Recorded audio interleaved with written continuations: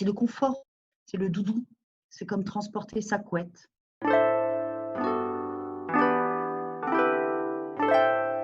Bienvenue sur Qu'est-ce que la mode?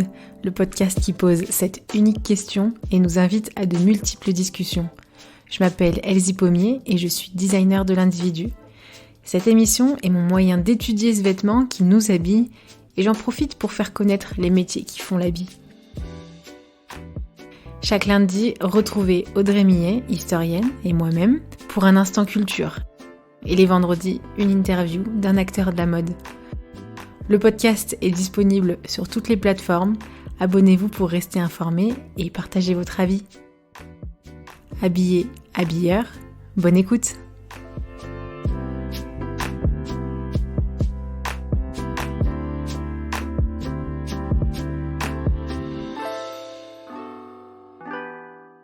Bonjour Audrey, comment tu vas? Ça va, Elsie, et toi?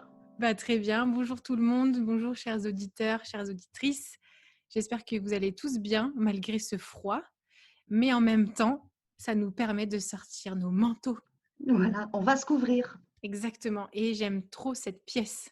Mais on peut vite la confondre avec la veste aussi. Dans le conscient collectif, on se dit manteau, veste, c'est un synonyme, mais pas vraiment. Alors le manteau, l'imaginaire, c'est la couverture, hein, c'est se Mm. couvrir, c'est contre le froid, c'est le confort aussi, hein. C'est le doudou, c'est comme transporter sa couette, en C'est fait. ça. Donc c'est la chaleur, c'est la chaleur.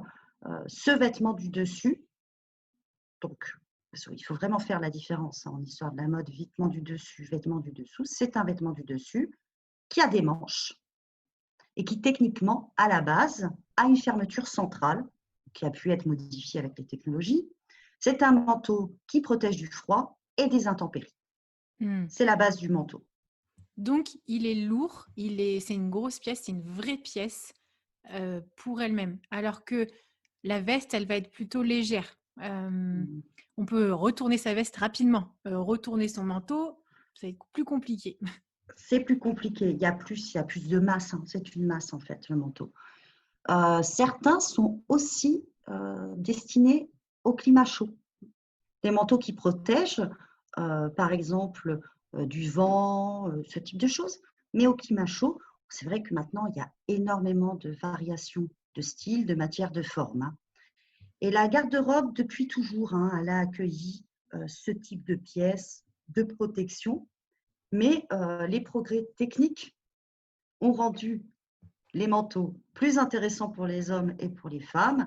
Donc, on pense notamment au ciré, hein, qui peut être considéré comme une forme de protection, bien entendu, et à d'autres manteaux plus à paillettes, avec des fermetures de travers, avec des manches retournées, avec des boutons, avec des pattes de boutonnage, des cols tout à fait particuliers. Maintenant, on a aussi d'énormes cols, hein, comme des cols écharpes, hein, sur les manteaux.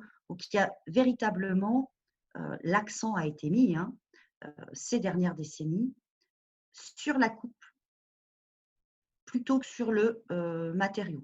On est vraiment sur la coupe et le style. Ouais. Et puis, du coup, tous ces petits détails, comme tu parlais, je ne sais pas si tu parlais de la ceinture aussi, le cintrage, la ligne, l'élégance dans le dos, devant. Du coup, on a deux faces complètement différentes. On a même les côtés aussi qui vont se développer avec les poches à rabat, sans rabat, passe-poilée, plus ou moins large. Et c'est une véritable œuvre d'art technique et remplie de détails, cette pièce. Un beau manteau, vraiment tradi, en fait, il s'est inspiré, ce manteau-là, du long manteau ample et fonctionnel qui était porté par l'armée au XVIIe siècle et qui a été adapté pour l'équitation. Hop, on l'a juste un peu élargi. Mais il y a effectivement ce dont tu parles, ce cintrage. Donc, il est coupé avec 2 empiècements devant et 2 empiècements à l'arrière. Il a des manches à revers. Ah, ça y est, on a déjà une touche de style, hein, et des coupes latérales droites qui permettent en fait le passage de l'épée du porteur. Bon, nous, on n'a plus d'épée, hein. Mais là, ce manteau-là va intégrer rapidement le vestiaire civil masculin. Mmh. Il y a une différence, donc là on est sur le manteau cintré. Il y a une différence avec le manteau des ouvriers. Ça y est, on a encore toutes ces classes sociales, Une voilà, hiérarchie. toute cette hiérarchie qui se met déjà en place. Les ouvriers, ils portent un manteau ample.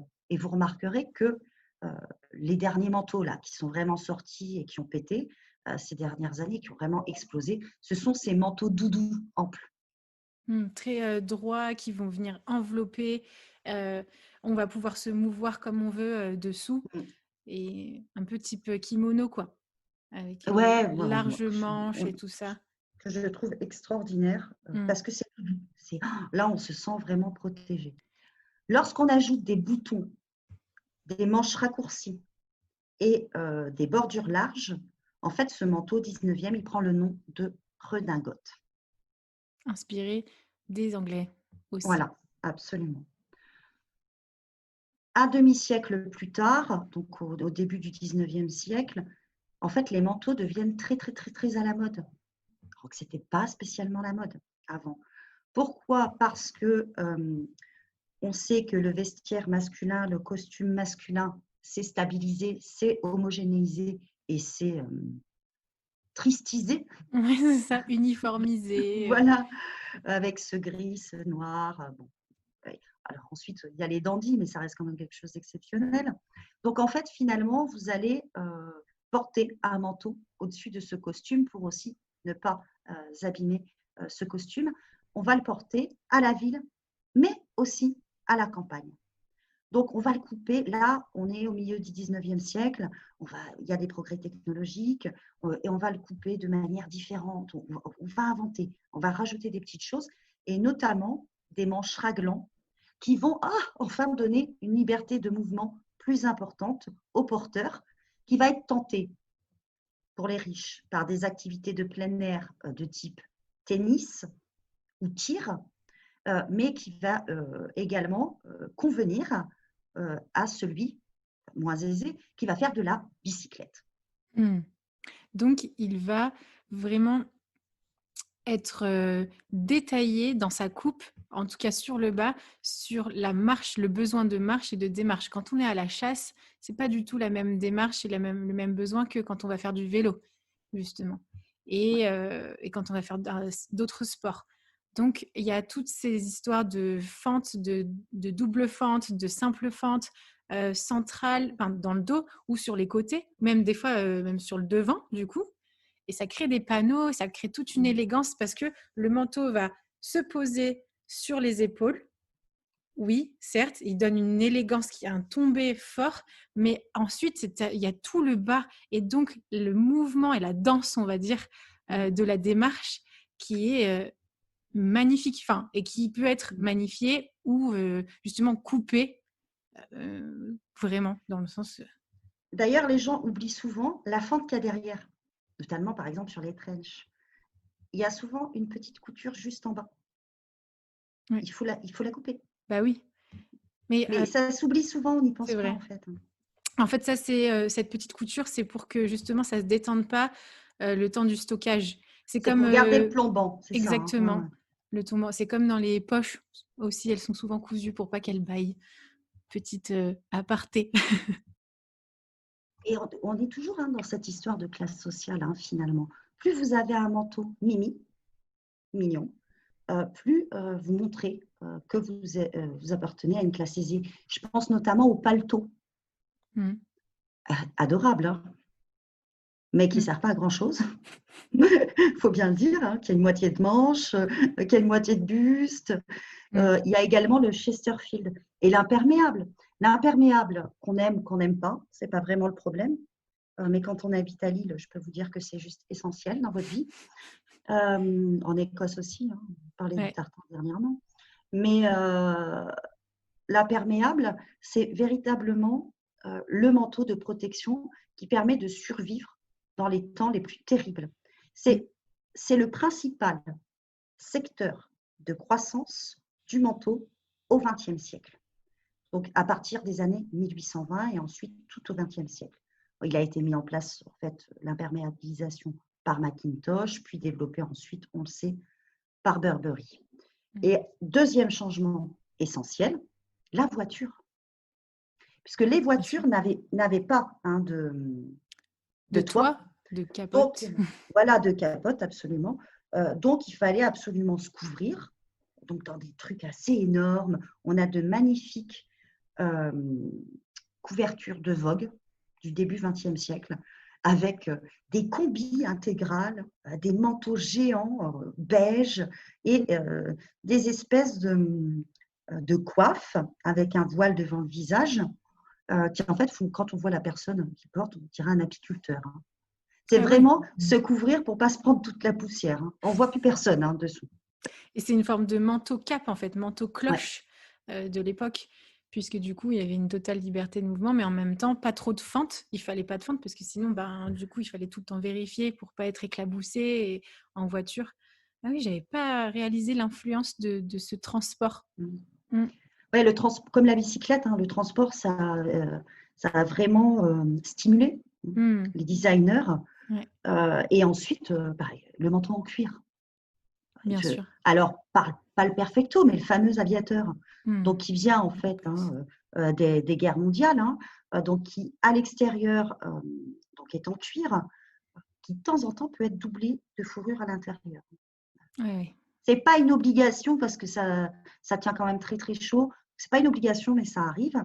On les porte avec des gants, des lunettes de protection. Voilà, c'est vraiment la tiraille. Et ces pièces-là donc sont utilisées par l'armée et deviennent hyper reconnaissables. Les Occidentaux, très à l'Ouest, on gagne la Première Guerre et la Seconde Guerre mondiale. En fait, ce succès des militaires, ces héros, vont diffuser le manteau aviateur qui ensuite sera modifié pour la jeunesse et deviendra le perfecto. Bien plus dynamique, voilà, très bien.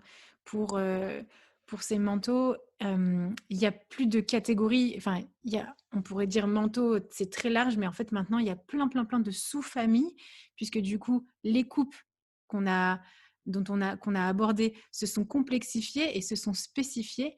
Et aujourd'hui, maintenant, on revient avec une recherche et développement aussi de matériaux techniques pour justement continuer, par exemple les cyclistes, toujours, à être protégés des jambes, de la tête aux pieds, mais de manière élégante, puisque maintenant, tout le monde prend le vélo, tout en ne transpirant pas trop, parce qu'on ne va pas aller prendre une douche en arrivant au travail. Et donc, il y a énormément de recherche dans le textile. Et donc, moi, je vous encourage en tant que les auditeurs à regarder les étiquettes de vos manteaux et voir vraiment la différence entre le tissu ou la matière qu'il y a par-dessus et la matière qu'il y a à l'intérieur, la doublure. Parce qu'on peut très bien avoir un beau lainage et tout ça, mais alors la doublure complètement synthétique, elle va perdre toute la force et tout l'apport de la laine. Et donc maintenant, les manteaux sont une véritable source de développement textile. Technologie, on est à fond. Exactement. C'est l'avenir du manteau, c'est clairement la technologie. Eh bien, prenez bien soin de vos manteaux parce que c'est des pièces qui vont durer. Et prenez soin de ce porte-manteau. Au revoir.